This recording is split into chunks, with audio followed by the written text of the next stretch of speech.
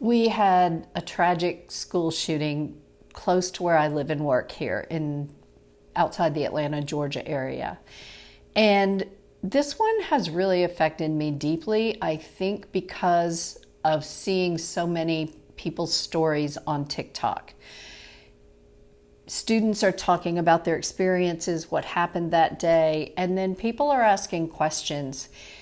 The one that struck me the most, a kid was talking about how he and his father had a discussion about what school used to be like when the dad was in school.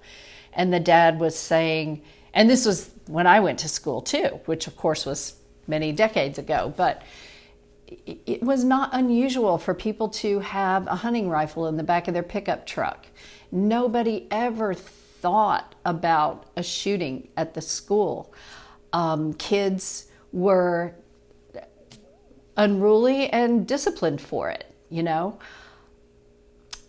It was just a simpler time, I guess. And the kid in this video asked the question, what changed? You know, what changed between the 70s and 80s to today? So I want to address that fact because there are some things that have changed that definitely play a role in this.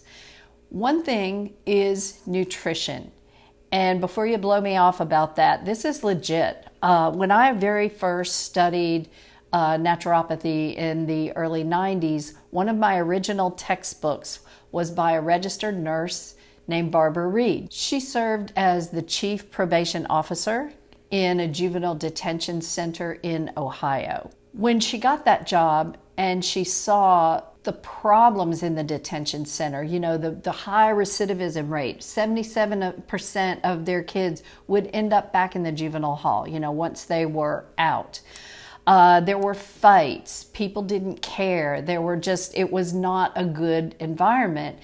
And because she had an interest as a nurse in nutrition, she started looking at, well, what are these kids eating?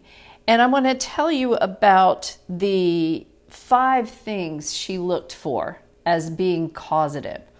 One is hypoglycemia.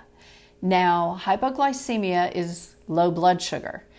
And this happens for a few reasons. You can be too late eating a meal and your blood sugar is low, or you can be regularly consuming too much sugar, which crashes your blood sugar. And you've heard the term hangry, I'm sure. Hungry and angry. You know, you get really upset when you're hungry. Your mood changes when you're hungry. And that's because of your low blood sugar. So that was one of the factors she looked at. She looked at adrenal gland fatigue. Your adrenal glands are your stress hormone producing glands. And yes, they get fatigued when you are under too much stress for too long of a period of time. Yes, mental and emotional stress, but also stresses from other areas, not getting enough sleep, consuming too many things that are stimulants in the body, too many electronics. All of these things can lead to adrenal fatigue. So that was the second thing she looked at. She looked at toxicity, particularly heavy metals.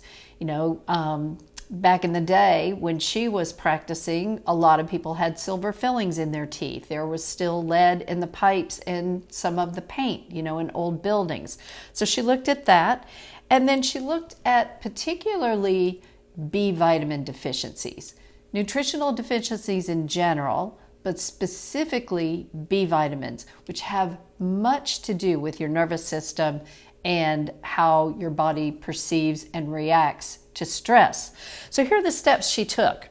She didn't have control over some of these things, but she did have control over others. So she immediately cut out sodas, junk food, and sugary foods. Those create nutritional deficiencies that do alter behavior. She cut out dairy products. So many people are sensitive to dairy, and these food allergies and sensitivities can actually cause emotional outbursts and behavior issues.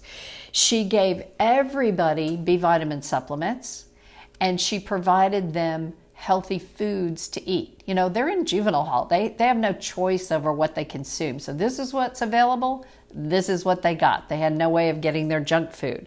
So let me tell you what the results were. Over half of these people were also recovering from drug addictions.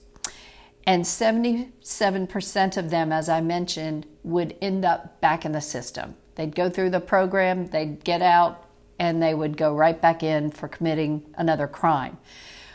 Her probationers stayed out of the system, 80% of them. So it went from 77% recidivism, which is ending up back in the system, to only 20% recidivism. It was amazing.